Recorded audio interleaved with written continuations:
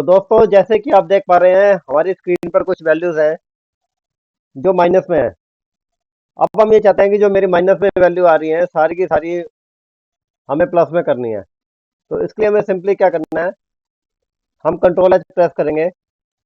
Control H press करने के बाद फाइंड में अब माइनस का निशान डालेंगे और मैच का पर टिक कर कर रिप्लेस ऑल ऑप्शन पे क्लिक कर देंगे।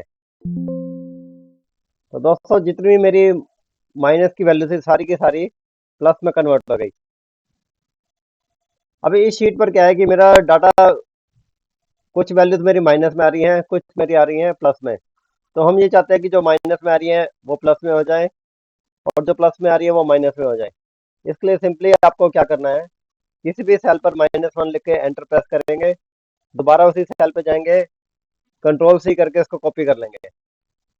उसके बाद जिस डाटा को अपने को चेंज करना है उस डाटा को सिलेक्ट करेंगे, राइट क्लिक प्रेस करना है, पेज स्पेशल में जाएंगे और मल्टीप्लाई के ऑप्शन को टिक करके ओके कर देंगे। तो दोस्तों जो मेरी वैल्यू माइनस में थी वो प्लस में हो गई और जो प्लस में थी वो माइनस में होगी। थैंक्स।